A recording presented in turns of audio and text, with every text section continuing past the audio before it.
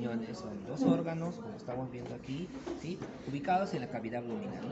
Con eso empezamos la clase. Y aquí estamos viendo, miren, la cavidad abdominal, ¿no? Una gran cavidad, pues, claramente se ve ahí la cavidad abdominal. ¿Ok? Ahora, entonces aquí en el esqueleto también podemos observar todo esto pertenece a la cavidad abdominal, ¿sí? Todo eso es la cavidad abdominal. La pregunta sería entonces, ¿cómo limito esta cavidad abdominal? ¿Cuáles son los límites de esta cavidad abdominal? Porque ¿quién me podría decir cuáles son los límites? Entre la vértebra D12 y la lumbar 3. Esos serían los límites de donde se encuentra el riñón.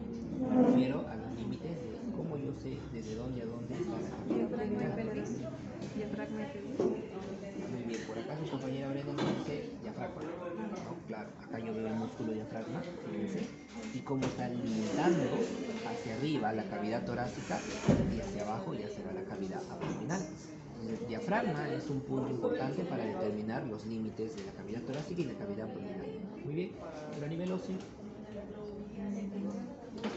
ya estoy señalando. El esternón. Ahí, el azulito, pintando. ¿Qué es esto? Este segmento del hueso. Apófisis sifoide, ¿no? Apófisis sifoide, ¿ya? El apófisis sifoide, yo trazo un plano, ese sería entonces el límite superior de la cavidad abdominal, ¿okay? A nivel óseo. Y a nivel de alguna estructura, como el músculo diafragma, ¿okay? Y a nivel inferior, y a nivel inferior, una más, chicos, todos, todos cero, punto del día cero. A ver, a nivel inferior, ¿cuál sería el límite entonces? Acá a nivel inferior, como yo, qué estructura me dice, ya, acá es el límite. Tanto esqueleto como acá estamos viendo. ¿Cuál sería el límite inferior? ¿Dónde es?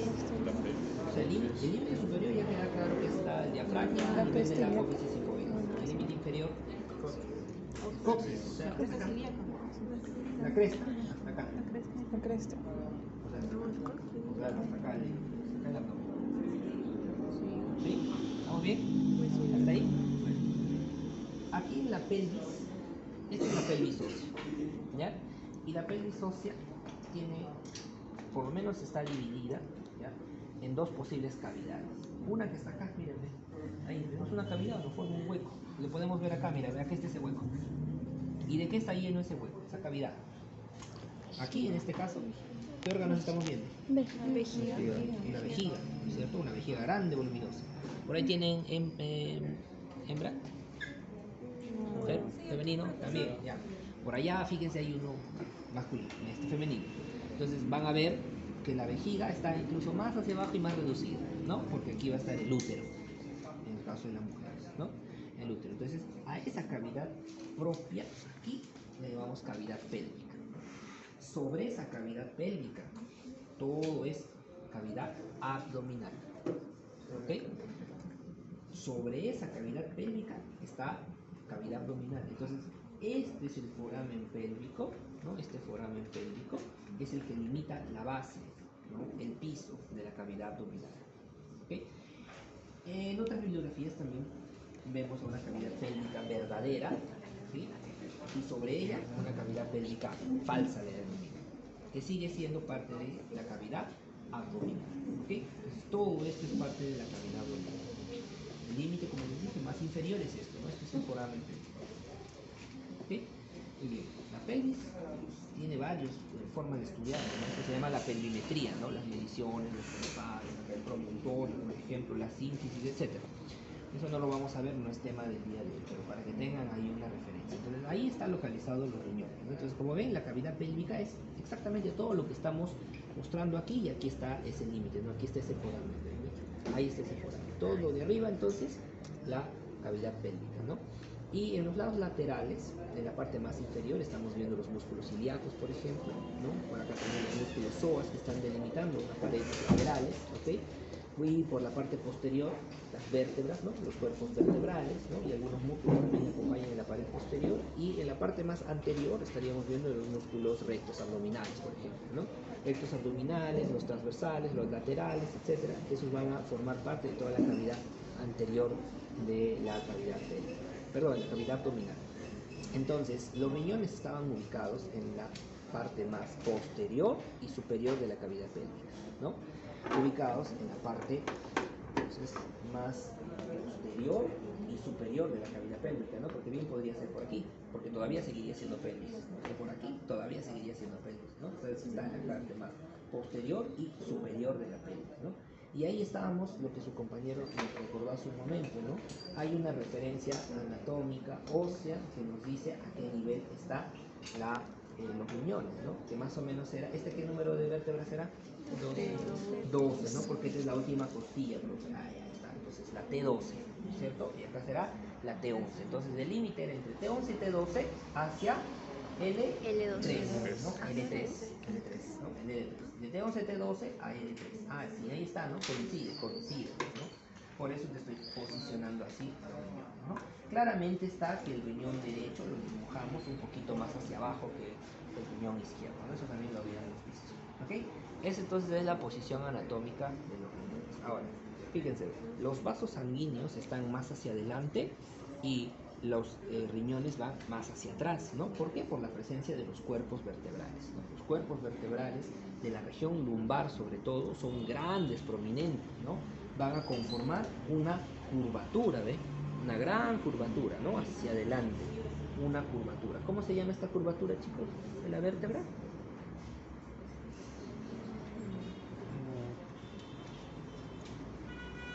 ¿Nadie?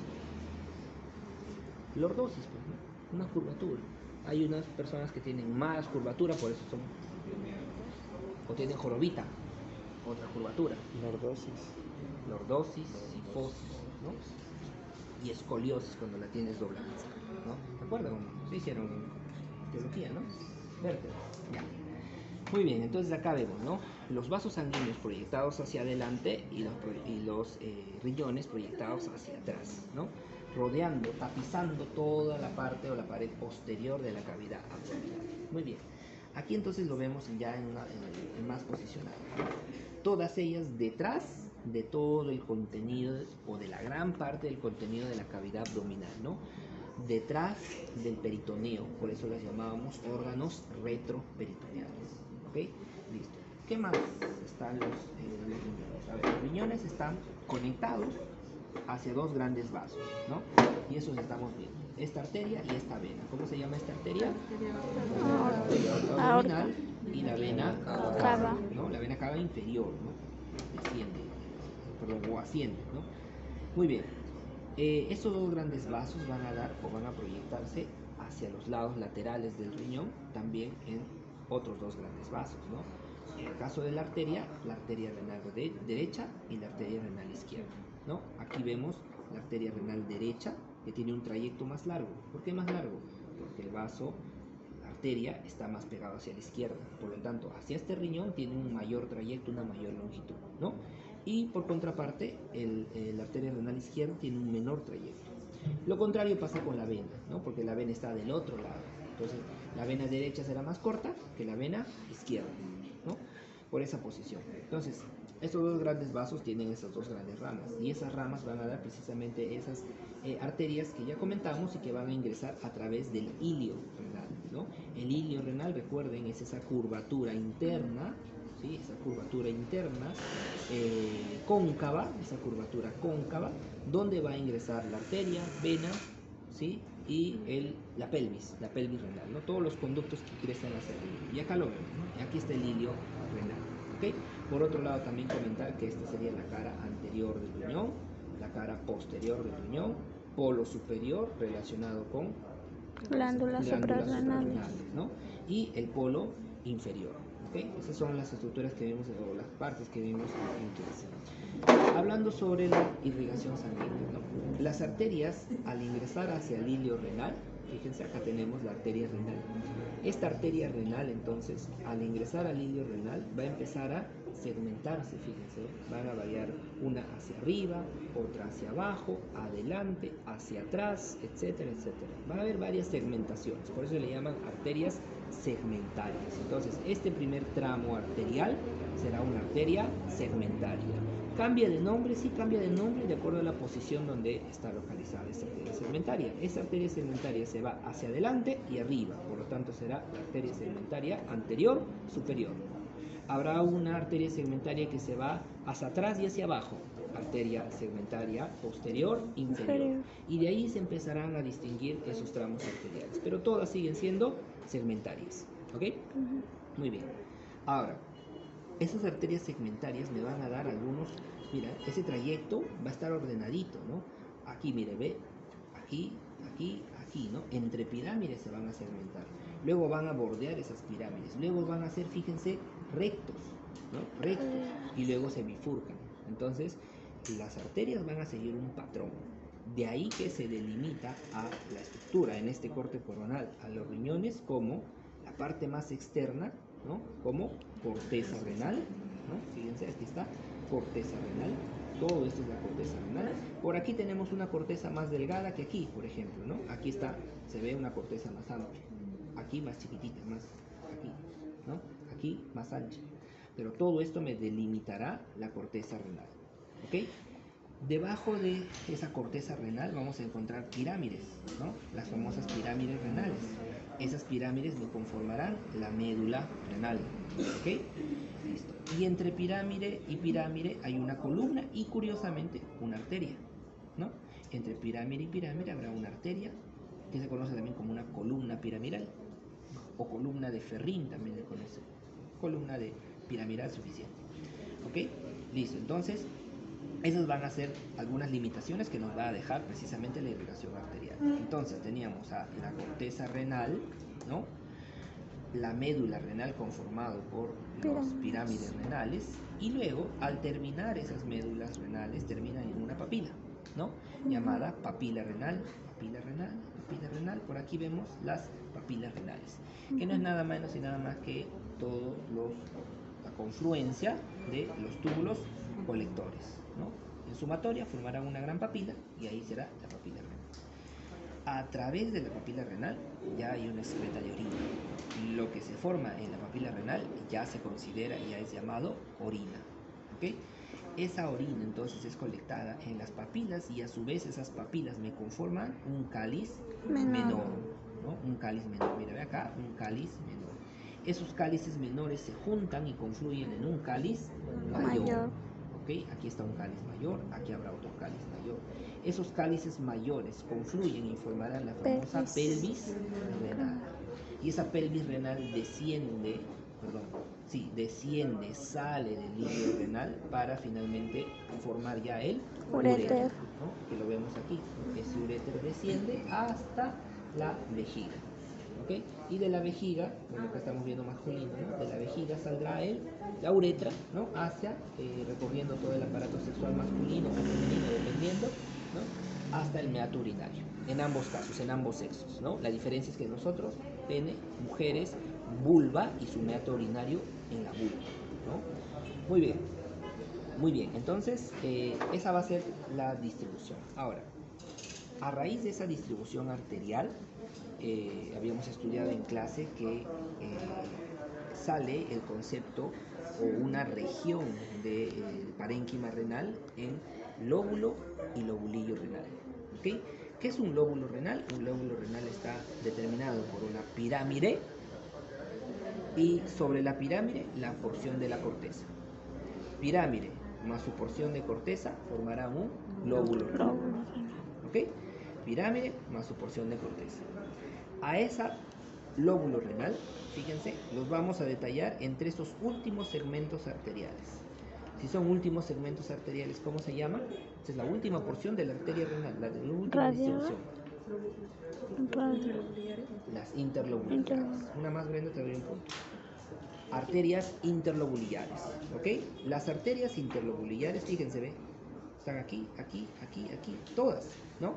Y van a estar entre un espacio. A ese espacio, tanto en la corteza como una parte de la médula, la llamábamos lobulillo renal, ¿no?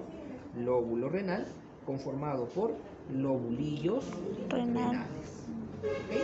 Eso era más, como habíamos dicho, un concepto teórico, pero que nace a raíz de la irrigación sanguínea, ¿okay? Entonces, ¿Quién me delimita esos lobulillos renales? Las arterias interlobulillares. ¿Ok? Las arterias interlobulillares. Muy bien.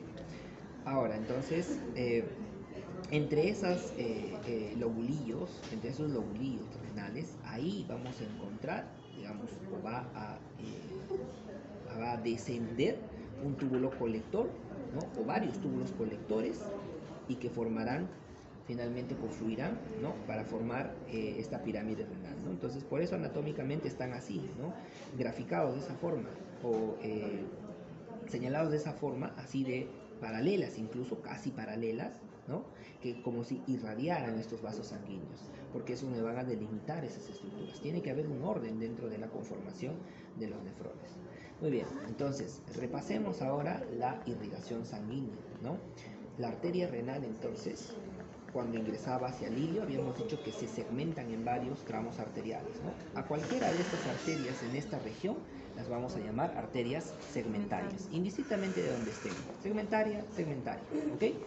Si esa arteria ya pasa a través de esas columnas, por ejemplo, esta, ¿sí? Están entre lóbulos, ¿no? Se llamarán arteria interlobular. Interlobular, ojo, no interlobulillar, interlobular, ¿ok? Esas arterias interlobulares, acá, fíjense, ven, para un lado forma un arco, otro arco, acá igual, por un arco y otro arco. Se anastomosan y forman un arco. Anastomosis es que acá hay un conducto arterial y forman un arco, se juntan, se llama anastomosis, se juntan esos vasos sanguíneos. ¿Okay? Anastomosis y formación natural. Y si yo lo sumo a través quirúrgicamente, fístula. ¿Sí? Esto se entiende, ¿no? Más temprano hemos visto una fístula para diálisis renal, ¿no? Para que se entienda un poquito de los vasos sanguíneos. Entonces, se anastomosan y me van a formar entonces una arteria, ¿sí? Acá será arteria interlobular, y esta arco que formará la arteria arqueada, arcuata o arcillar. 3 nombres, por ahí están sus diapositivas, lo van a encontrar con esos 3 nombres: arcuata, arqueada o arcillar, ¿sí? Y de esa arteria arcillar finalmente se desprenden estas arterias que ya interlobulillares. Interlobulillares. ¿Ok? Sencillo entonces. Segmentarias, interlobales, arcuatas y interlobulillares. ¿Ok? Esas arterias interlobulillares van a desprender 2 tramos, ahora sí, más pequeñitos, arteriolas, ¿no? Arteriola aferente, para formar ya un glomérulo, ¿no? Como más o menos hemos visto acá. Acá vemos que aquí está la arteriola aferente, que se desprende de la arteria interlobulillar, ¿no? Se desprende de esa pequeña arteria y va a formar la arteria aferente, ingresa a este cápsula formando un glomérulo, ¿no? Y conformando así un corpúsculo renal, ¿no? Todo esto es un corpúsculo. Cuando ingresa a la arteriola aferente, forma un glomérulo y esta se rodea por una cápsula, ¿no? Entonces, aquí estamos hablando de un corpúsculo renal, y aquí lo vemos graficado, este corpúsculo renal. Acá vemos 3 corpúsculos renales, ¿ok? Ese corpúsculo, ya sabemos, está formado por su cápsula y por su glomérulo. Ese corpúsculo renal, entonces, va a ser la primera parte o la primera parte del nefrón. ¿Por qué decimos que es la primera parte? Porque es ahí donde se va a dar un evento importante para el riñón, ¿no? La filtración. Acá se va a dar el proceso de filtración del riñón. ¿Qué se va a filtrar? Sangre, ¿no? Evidentemente. La arteriola, cuando ingresa aquí, va a formar unos capilares glomerulares, se llaman así. ¿Y estos capilares qué significa? Que no van a ser conductos entre sí, sino van a ser conductos, pero como si estarían todos abiertos, casi como una esponja, ¿no? Aquí se forma como una esponja mojada. Una esponja mojada, tú apenas la aplastas y sale agua por todo lado. Esto es un glomérulo, ¿no? Una esponja llena de ¿qué? De sangre. Si la aplastáramos, pues, sangre chorrea por aquí y por allá, ¿ok? Entonces, esos son los capilares glomerulares. Ya vamos a hablar la siguiente clase un poco más de fisiología, pero primero hay que conocer toda esta parte anatómica, ¿no? Entonces, alrededor están revestidos por un epitelio plano, miren, sus células planas, aquí está su núcleo, mira, moradito, ¿no? Y alrededor la célula, el cuerpo celular, todas estas son células planas, ¿ya? Esas células planas que revisten se llaman porocitos. Todas ellas van a integrar el epitelio de lo que se conoce como la cápsula renal. ¿Sí? Esta cápsula renal va a delimitar y luego formará un trayecto tubular. Este primer trayecto tubular es el túbulo contorneado proximal, el más próximo, el primero que se genera. ¿Okay? Ese será este tubo acá de verde, el proximal. Sale este tubo proximal, fíjense, y empieza a descender. Ahora se llamará asa de Henle. Desciende esta asa de Henle, luego asciende esta asa de Henle de la parte medular, se engrosará un poquito, por eso habrán dos asas de Henle, ¿no? Una descendente y una ascendente gruesa, se hace un poquito más gruesa, y luego formará el túbulo contorneado distal. Ese túbulo contorneado distal se apega hacia el corpúsculo de donde se va a originar, y acá lo vemos, miren, ve cómo ese túbulo contorneado distal se apega hacia dónde, hacia la arteriola aferente. ¿Por qué sé que esta es la aferente? Porque es la más grande. La eferente es la más chiquita, ¿ve? Más delgadita, menor calibre. Arteriola aferente, arteriola eferente. Muy bien. Ese túbulo contorneado proximal se apega, ¿no?, hacia la arteriola aferente, formando una estructura importante a nivel de este parénquima renal. El aparato yuxtaglomerular, ¿no? El aparato yuxtaglomerular entonces se da gracias a la confluencia de este túbulo contorneado distal con la arteriola aferente. ¿Qué va a haber alrededor de esta arteriola? Van a haber células que se han diferenciado, ¿sí?, de esta estructura lisa. ¿Okay? Esas células se las van a denominar como las células yuxtaglomerulares. Esas células yuxtaglomerulares van a producir ¿qué hormona? Renina. La renina, ¿no es cierto? La renina.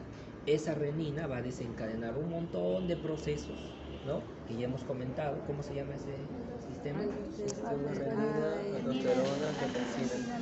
El sistema renina, angiotensina, aldosterona, ¿no es cierto? A raíz de la síntesis de esas células yuxtaglomerulares. Pero además, aparte de esas células yuxtaglomerulares, que ojo, no la estamos viendo aquí, como tal, esas células, pero sí vemos estas células de acá. Estas células claramente se van a distinguir. Acá yo veo células cúbicas, mira, cúbicas, y acá se hacen más cilíndricas. Estas células, hemos dicho, cambian, se diferencian, se hacen diferentes, ¿no? Por lo tanto, estas se van a formar la famosa mácula densa. Son células de la mácula densa. ¿Por qué se han hecho así? Porque hemos dicho que estas células sirven como una especie de sensores, ¿no?, donde hacen lecturas de la osmolaridad, del filtrado, la capacidad de la filtración, etcétera, etcétera. Tienen unas funciones sensores, captan, son células con una suerte de actividad de recepción de información. Información, como les digo, a raíz de la osmolaridad del líquido que se está filtrando, ¿okay? Entonces, aquí está el aparato yuxtaglomerular, no se olviden eso.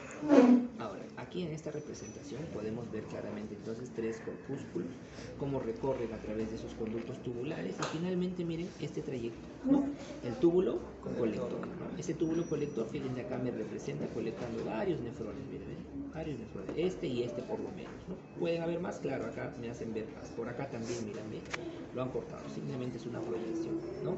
Acá también podemos ver cómo se comporta la irrigación sanguínea, ¿no? Este último tramo arterial será la arteria interlobulillar, y de esta arteria interlobulillar, mire, desciende o sale una arteriola aferente, formará un glomérulo y luego una arteriola eferente. Glomérulo, arteriola eferente. Entonces acá yo veo la arteriola aferente de varios glomérulos, ¿no? Aquí me representa, miren, por cada arteria interlobulillar, miren cuántos glomérulos se pueden anexar. De una se pueden hacer unas ramitas y dos, ¿no? Entonces son varios, miles y miles de glomérulos que se puedan anexar y puedan formar la estructura del nefrón. ¿Ok? Listo, chicos. Eso es toda la explicación. Llévense esta maqueta, tomen